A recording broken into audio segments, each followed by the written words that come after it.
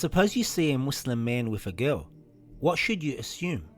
If you assume that they are on a date, then you have already shattered their reputation in your eyes and passed judgment on them without proof.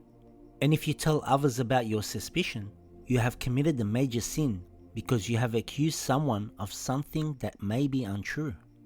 Another example, suppose you see a person stand up in the masjid and donate thousands of dollars for a good cause. What should you think of him? If you assume he is showing off, you have shattered his reputation in your eyes and passed judgment on him without proof. If your suspicion is false, we will have to account for it on the day of judgment before Allah. And even if it is true, Allah will hold us against it if we reveal it when He was hiding it. Husn al-Dhan means to think positively and well of others, and al-Dhan means to be suspicious of others and to always think negatively of them.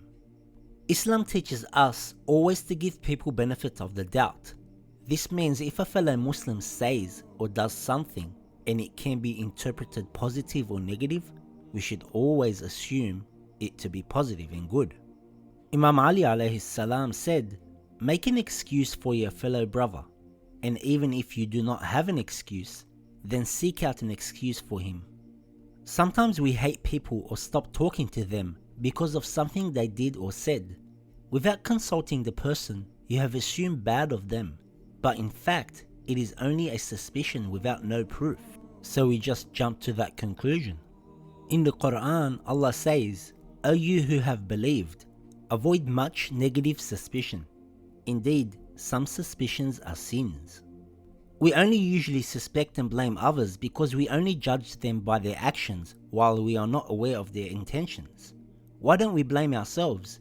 Is it because we know our intentions and we are always justifying our actions to ourselves? There was a farmer who owned a guard dog. He had trained the dog from its first day and looked after it very well. Many times the farmer and his wife used to work together in a farm near their house. On such days, they would leave their young son at home with the dog. One day, when the farmer and his wife were returning to their home, they saw the dog in the barn.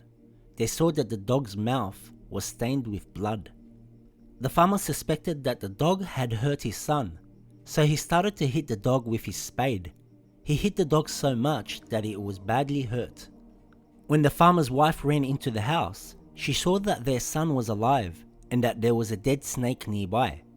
When the farmer came in and saw the dead snake, he realized his mistake.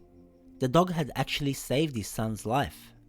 That blood on the dog's mouth was that of the snake, but now it was too late to do anything for the faithful dog. The farmer made the mistake of suspecting the dog.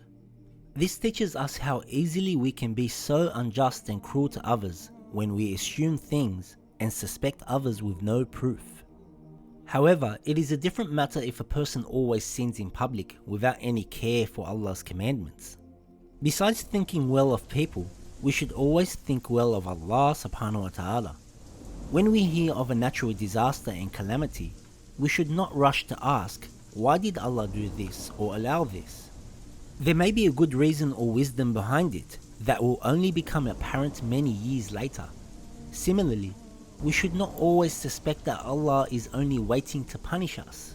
Instead, we should do our best to keep away from haram, and we should have a positive opinion that Allah will protect us and save us from the hellfire.